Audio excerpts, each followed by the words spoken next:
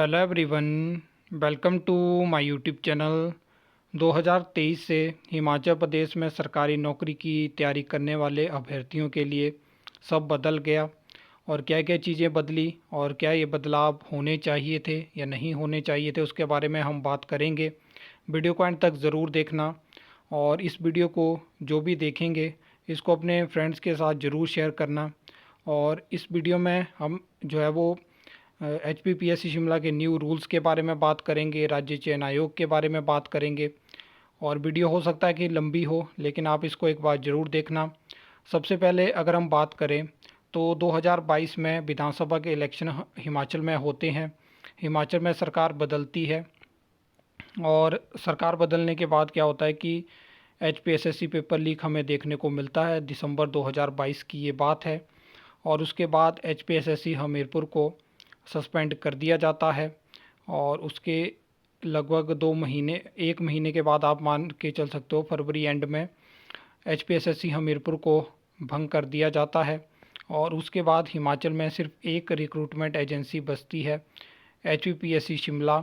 और 2023 में क्या क्या हुआ वो आप सबको पता है कि किस तरह से कुछ भर्तियां एडवर्टाइज़ हुई। और क्लास 3 की मात्रा आप मान के ऐसे चल सकते हो कि HPSSC हमीरपुर की जो लास्ट एडवर्टाइजमेंट थी उसमें मात्र जो 3 भर्तियां थी, तो वहाँ से उनकी एडवर्टाइजमेंट आपको देखने को मिली।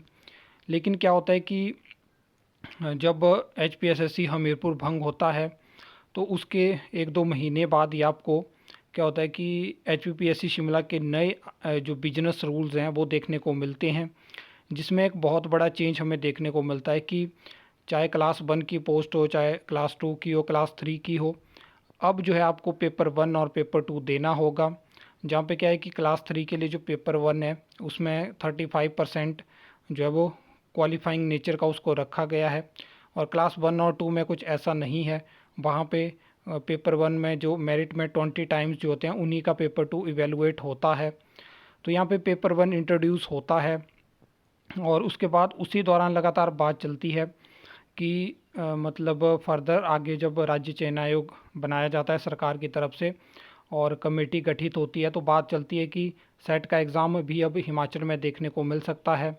और मैं आपको आज भी बताता हूँ कि उस कमेटी की रिकमेंडेशन में सेट का एग्ज़ाम था, लेकिन सरकार ने देखा कि सेट करवाना इतना इजी हिमाचल में होगा नहीं। अभी आपने देखा होगा कि पायलट बेसिस पे OTA का एग्ज़ाम कंडक्ट करवाया गया, आज तक उसका रिज़ल्ट हमें देखने को नहीं मिला। 30 लाख से ज़्यादा खर्च उस मतलब पायलट बेसिस पे जो एग्ज़ाम कंडक्ट करवाया उसके लिए सरकार को जो रिक्रूटमेंट एजेंसी थी एडसिल उनको देना होगा। और यहाँ पे क्या होता है कि पहले होता था जैसे HPSSC हमीरपुर रिज़ल्ट निकाल दिए जाते थे। यहाँ पे जो ये मतलब जो रिक्रूटमेंट एजेंसी होती हैं जो ऑनलाइन एग्ज़ाम कंडक्ट करवाती हैं, तो अगर आप उनको जो उनकी फ़ीस रहती है अगर आप पे नहीं करोगे तो आपको रिज़ल्ट भी देखने को नहीं मिलेगा। और वहाँ तो लगभग 500 से कम स्टूडेंट ने वो एग्ज़ाम दिया है। तो किस तरह से जो सरकार का हिमाचल में इस समय कांग्रेस की सरकार है, उनका विज़न है कि ऑनलाइन एग्ज़ाम कंडक्ट करवाने पे पेपर लीक होने के चांसेस कम होंगे। लेकिन पेपर लीक होने के चांसेस तो कम होंगे, लेकिन यहाँ पे ख़र्चा जो है वो बहुत बढ़ जाएगा। और OMR शीट का जो प्रोविज़न था वो भी वैसे तो ऐड करके रखा है राज्य चयन आयोग में।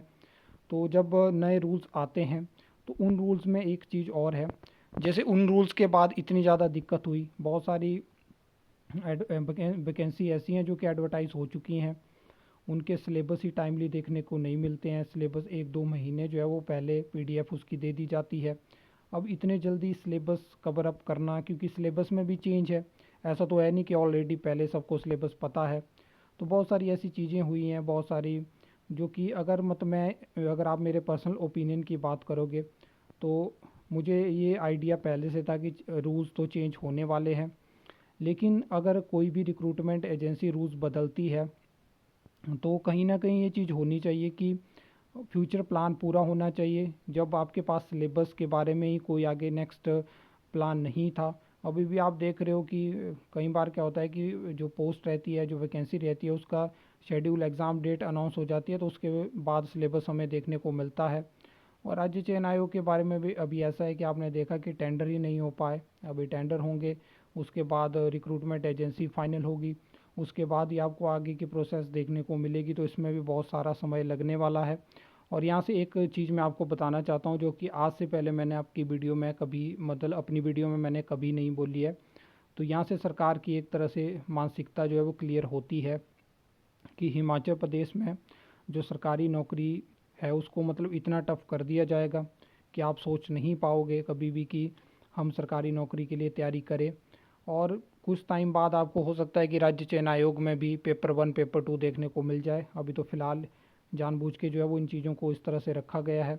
और अभी आपने देखा होगा कि जो आपको राज्य चयन आयोग के नए रूल्स देखने को मिले उनमें इनकम्प्लीट चीज़ें थी, और पुराने HPSSC हमीरपुर के RNP रूल जो रूल्स थे उन्हीं की बहुत सारी चीज़ें कॉपी थी।